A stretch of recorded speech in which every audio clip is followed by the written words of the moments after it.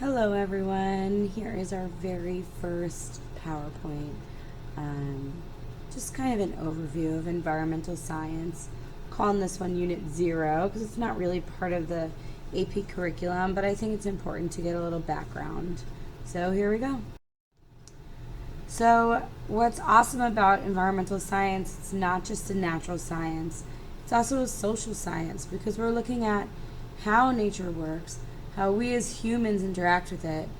Um, how does our environment affect us? How are we affecting our environment? And, there's biology and chemistry and geology, right? Earth science, all the sciences that you could ever imagine are part of environmental science. And then, not as long as it has to do with the natural world. And not only that, it's also a social science because we're talking about people and how we interact with it. So we have politics and sociology and economics, and all of those things are all involved in environmental science. So it's really, really pretty far reaching science. It's a lot to take in, but really, really important. So, one of the things we need to keep in mind when we're talking about environmental science is the human population.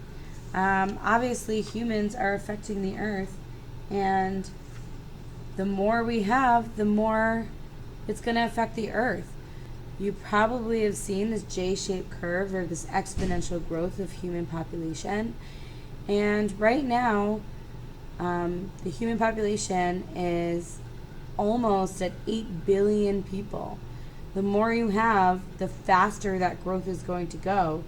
And so the faster that growth, the faster we're going to affect the world around us. So it's really important to talk about human population and how fast it's going. We're going to get into this a lot more when we get to Unit 3, which is populations. So I'll leave that for now. We're going to also talk about ecosystem services in Unit 2 a lot more, but just to kind of get an idea of, why we even care about the world, I think it's important to look at ecosystem services, how resources that keep all organisms alive and support our economy are actually produced. So think about what keeps us alive. For example, water. New York City actually gets its water from the Catskills, and that's protected land. If you click on this link, if you were to download the PowerPoint and click on the link, it actually links you to an article about how basically the Catskills are saving New York City a ton of money, like billions of dollars in water treatment, because the Catskills are actually filtering the water for it. Instead of getting a water treatment facility, we're instead just protecting the land. And so the land is actually giving us clean water to drink, or New York City at least. And everyone knows New York City water is the best water, right? But even timber for us to build our houses, clean air for us to breathe. The trees provide them, right? Plants provide clean air for us. Pollination provides food for us. So there are a lot of services that ecosystems actually give us, humans. So it's really important to remember when we're talking about ecosystem services, it's what nature can do for us as humans. And so what's the difference between a resource and a service? Well, air is a resource, but a service is cleaning that air. Water is a resource, but water purification and storage is a service that nature provides us. And you can look at this list, and, I would hope that you would agree with this list and see what I mean. If not, definitely ask questions. Make sure you ask as many questions as you can. So, in your book, you probably read about environmental indicators in Chapter 1. And so I'm just going to kind of go through them to give a little more clarification beyond the book. But what an environmental indicator does is we can see the trend in how it's going and tell us in that particular indicator and tell us about really how the environment is doing. So, for example, biodiversity. We're going to be talking all about biodiversity in Unit 2. However, there are lots of different kinds of biodiversities that we'll talk about, whether it's genetic biodiversity, species biodiversity, or ecosystem biodiversity, just meaning how many of whatever we're talking about, whether it's gene, species, or ecosystems, how many there are on the planet. The more, the better when it comes to biodiversity. If you think about biodiversity like a net, and I toss a ball into a net, if I have more connections and more points of contact, it's going to be more secure, more stable, more resilient and resistant, which we'll talk about more. Lots of foreshadowing in this PowerPoint, isn't there? But anyway, the more stable it is. If I start cutting those connections, cutting those points of contact, it's more likely for that ball to fall through the net, right? We're not going to be as resilient or resistant. So biodiversity is a really good indicator on how our environment is doing. If my biodiversity is low, our environmental, right, that indicates that our environmental stuff is stuff that's not very technical, but the word's not coming to me. Our environment's not doing so well. That's a negative indicator. But if we have high biodiversity, that's an indicator that we're actually doing pretty well. And we're going through what we call a sixth mass extinction. The last one was when the dinosaurs were extinct with what we think was a big meteor, right? But we are going through something called the Anthropocene. The anthropogenic is a term that's used by something that's human caused. And so we are in a new era in our geologic time scale called the Anthropocene, because we are currently going through a sixth mass extinction, and that is because of humans. And we have a massive loss of biodiversity, and if we keep at the current rate, half of our species could be extinct by mid-century, which, if you think about it, isn't really that far away.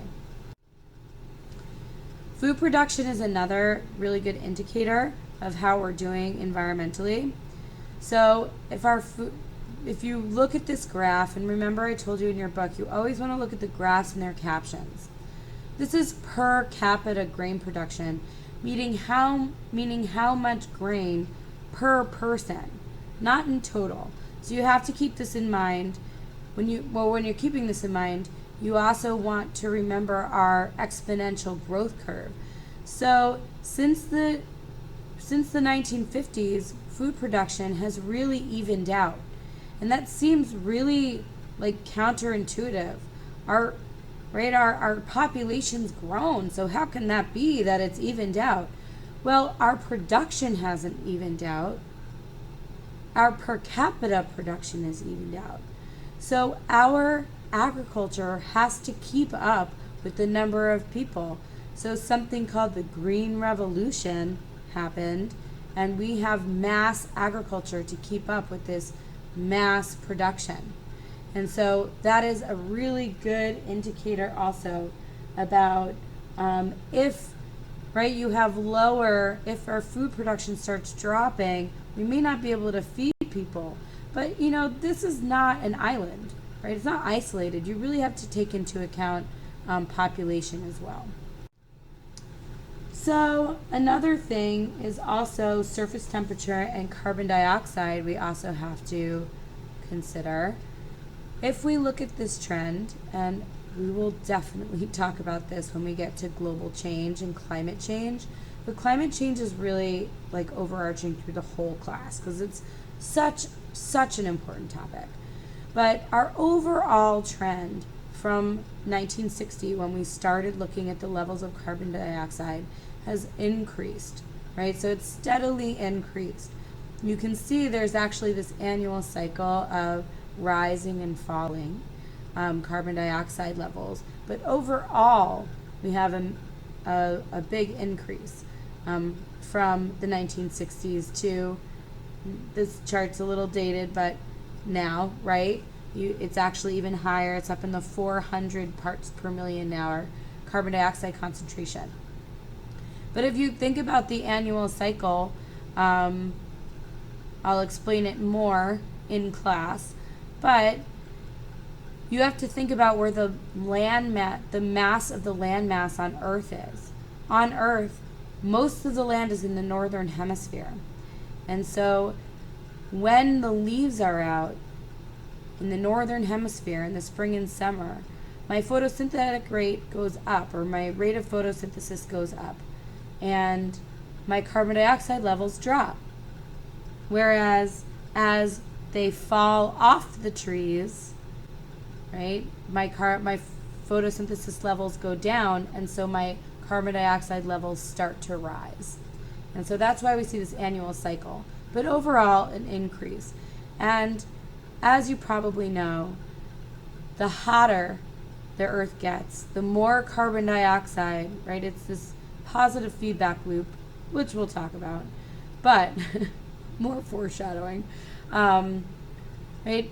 As the temperature goes up, we have these negative effects on the Earth. And so obviously that is a negative indicator of how we're doing environmentally. So another thing that we went over in class is called resource depletion, or we like to call it tragedy of the commons. Boston Commons, which you see in the picture, used to actually be a common grazing land. And all the farmers used to bring their cows into Boston Common. And they all grazed on the land and brought it down to dust. They overused the common property. And so this we commonly call tragedy of the commons, because not only is it referring to Boston Commons, it's common property. And so it doesn't have to be grass. It can be the ocean and the fish stock, or it could be water resources, which we'll talk about more. But basically, we have this degradation, whether it's overuse or misuse of resources. And so we could either privatize it or put in policy, regulate it, to make it, to kind of solve this problem. And by doing so, you're creating rules so that people won't overuse it. In using resources, we affect the earth.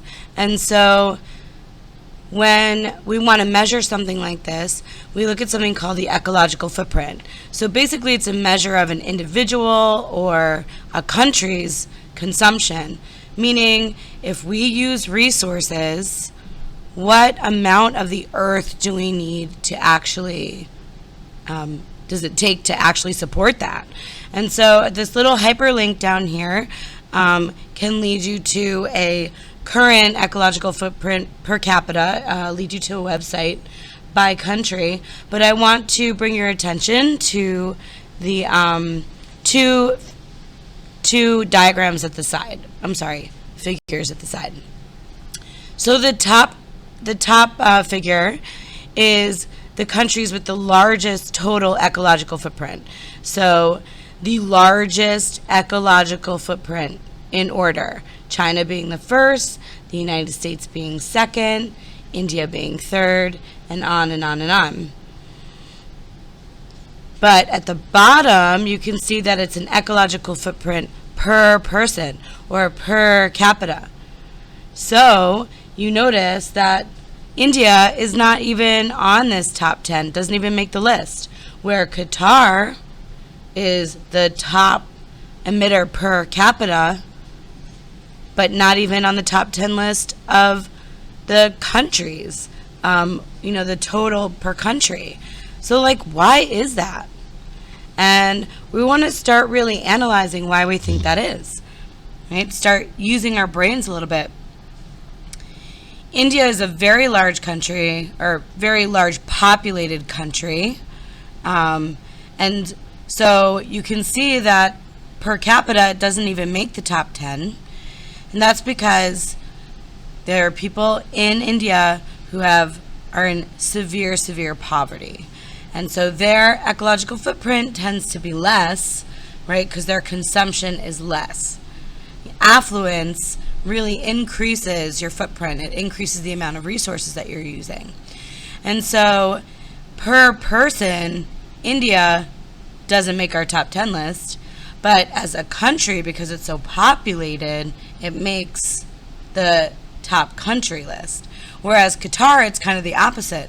Really small country, but per person, if we look at it, is actually much larger. And you can see it, right? The carbon is really where Qatar is leading the charge there. And so again, I urge you to look at graphs and make sure you know what you're looking at and try and analyze why you're looking at. And so all of these use of resources and all of these things obviously adds up. And so our goal is to achieve sustainability. And sustainability, by definition, is to meet your current and future needs without compromising future generations to meet their needs. So basically, not depleting or degrading the resources so future generations can use them. Not only that, you really want to keep in mind the economics of it all. Not only do we want human well-being, but also you want to advance economically. But we want to make sure that things are there still for the future. And so if we, put a hole in the bottom of a bucket and we don't fill it back up, the water is going to drain out. And the same goes for all of our resources.